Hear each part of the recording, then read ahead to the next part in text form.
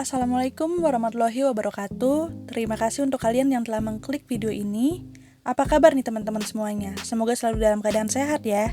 Di video kali ini, aku akan membahas sebuah kisah menarik yang dibagikan oleh seorang pengacara bernama Liu Libin. Liu membagikan kisah mantan kliennya di tahun 2011 pada Juli 2022 lalu. Kemudian cerita ini menjadi viral karena banyak yang bersimpati pada mantan kliennya itu. Nama yang ada di kisah ini semuanya telah disamarkan oleh Liu agar tidak mengganggu identitas dan privasi mantan kliennya tersebut.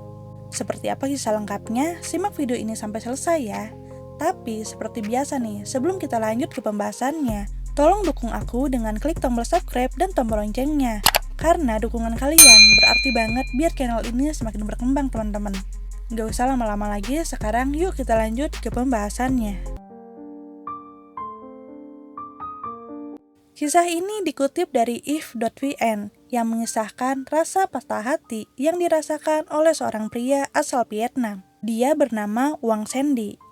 Ketika mengetahui anak yang dilahirkan istrinya ternyata bukan anak kandungnya. Pada awalnya, kehidupan Sandy bahagia bersama kekasihnya. Sandy yang telah berpacaran selama bertahun-tahun dengan kekasihnya, mengenalkan kekasihnya tersebut pada seluruh keluarganya, termasuk pada pamannya yang bernama Wang Sujun. Kebetulan, Sujun dan Sandy usianya sebaya, walau statusnya merupakan paman dan keponakan. Hubungan keduanya sangat dekat sejak kecil, dan mereka juga menjalankan bisnis bersama. Setelah perkenalan itu, Sandy pun menikah dengan kekasihnya. Kehidupan pernikahan mereka sangat bahagia.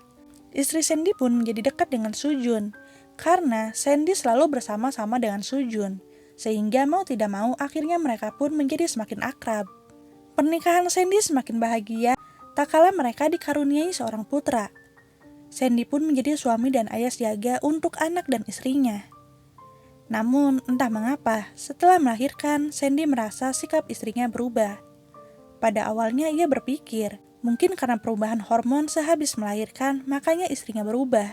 Tapi semakin lama, Sandy merasa istrinya menyembunyikan sesuatu darinya. Tiba-tiba saja Sandy merasa istrinya telah berselingkuh. Namun saat itu, dia tidak memiliki bukti apapun.